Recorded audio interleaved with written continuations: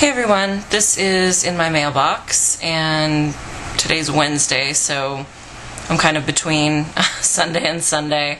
This is started by the Story Siren. She does them on Sundays. I think a lot of people just do them whenever. So anyway, these are the books that I got this week, and I'm going to go look and see if I can find some of these for the Kindle. I know I found one or two books on the Kindle that were on my library hold list. I'm almost down to like 6 or 7 books on my hold list, so I think after those are gone, I'm going to start trying to use the Kindle and reading stuff I've bought. So anyway, this one I just picked up, so I have not read or really looked at this one much, but this is called Before I Go to Sleep. This is by S.J. Watson, and this one is about a woman who loses her memory every day. So it says, memories define us, so what if you lost yours every time you went to sleep? Your name, your identity, your past, even the people you love, all forgotten overnight. And the one person you trust may be telling you only half the story. Welcome to Christine's life. So this is, an adult or adult fiction. Kind of reminds me of that same premise of 50 First Dates, and there was another book I recently read about a girl who loses her memory. So, grown-up version. This sounds like it may be kind of like a thriller, or, have a little more depth to it than just a regular type of story. We'll see. This next one I've been wanting to read for quite a while. It's actually a lot shorter than I thought it was. I guess it's not that short. 200 and something. This is called Battle Hymn of the Tiger Mother. This is by Amy Chua. And this just sounded really interesting to me. It was, it's nonfiction, and also it's been talked about in the media quite a bit. I've been waiting for this one for a couple months now.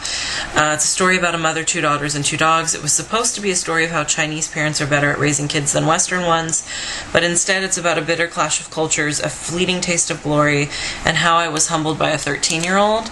But essentially, the inside flap is kind of long, but basically Amy Chua raises her children in a very strict traditional way, not quite like the Western tradition, and I kind of agree about that too, that it seems like there are some kids that are way more disciplined in their studies than others, and some kids have been told from day one, just because you exist, you're the most wonderful thing on the earth, and you're special. And I think it's, as a parent, not that I know yet, but, I would assume that you want to have a balance between making your kid feel loved and special, but also pushing your kid to do something. Like, if your kid sits around all day and does absolutely nothing, you shouldn't be telling him every day, I'm so proud of you for getting up and breathing every day. So, this one looks good. The next one is The Little Stranger by Sarah Waters. And this one, Lori Nataro, who's an author I really like, she's very funny. She's quite a few books out now, but she writes like little snippets, hilarious little stories, and she started a book club online. It's on Facebook. It's the Idiot Girls book club, and this is the book that we picked for October, so I need to get cracking on this one. Sarah Waters wrote Fingersmith and The Night Watch, and I've heard a lot of good things about the Fingersmith too. So this one, let's see. Waters makes a flawless historical leap to the 1940s, delivered a tender and intricate novel of relationships that garnered the most widespread acclaim of her career.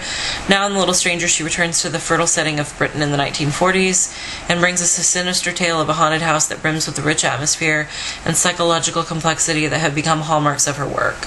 One dusty post-war summer in his home of rural Warwickshire, Dr. Faraday, the son of a maid who has built a life of quiet respectability as a country physician, is called to a patient at Lonely Hundreds Hall, the residence of the Ayres family. For more than 2 centuries, the once impressive and handsome Georgian house is now in decline, its masonry crumbling, its gardens choked with weeds, the clock in its stable yard permanently fixed at 20 to 9. Its owners, mother, son, and daughter, are struggling to keep pace with a changing society as well as their conflicts of their own. But with the Ayres, are they haunted by something more sinister than a dying way of life? Little does Dr. Faraday know how closely and how terrifyingly their story is about to become entwined with his. So, a little bit more of the October Halloween theme. And then the last one that I've actually been reading is The Magicians by Lev Grossman. The Magician King just came out, which is the 2nd book, so I wanted to go ahead and pick up the first one and see if I liked it. I'll probably do a review of this. This is fillery than the inside map. basically like it has a lot of comparisons to Harry Potter, and I don't really feel that when I'm reading it. There are some things that I can kind of see in the writing that maybe the author was inspired by Harry Potter, definitely by C.S. Lewis, and there are these rants and raves on here that, oh, it's the new, it's a homage to C.S. Lewis and blah, blah, blah, but some of the writing in it is so similar to C.S. Lewis ideas, in what the kid reads in the story. It hasn't gone into them going to a place like Narnia, but the kid is obsessed with these books about Fillory, which is essentially the same thing as Narnia, and I'm wondering why the author didn't just choose to say that the kid liked the Narnia books. So I've been trying to read this one at night, like when I'm getting ready to go to bed, and what happens is I'll read like 10 or 15 pages and then I fall asleep. And it's not that the story is particularly boring, it's just that again, I'm noticing a trend that if the conflict hasn't been brought into light by the 100 pages into it, I start to lose interest. So there's a lot of character development and some little minor things going on, but you really don't know what the book's about, and once you're 100 pages into a book, you should know what the central conflict is going to be, and this book doesn't do that. State of Wonder didn't either. I gave up on it. Sorry. But yeah, I'm hoping this gets better. It's interesting. I don't think it's a Harry Potter, and I don't think it's a C.S. Lewis type of book. So I'm hoping that as I continue reading that the hype will hit me at some point.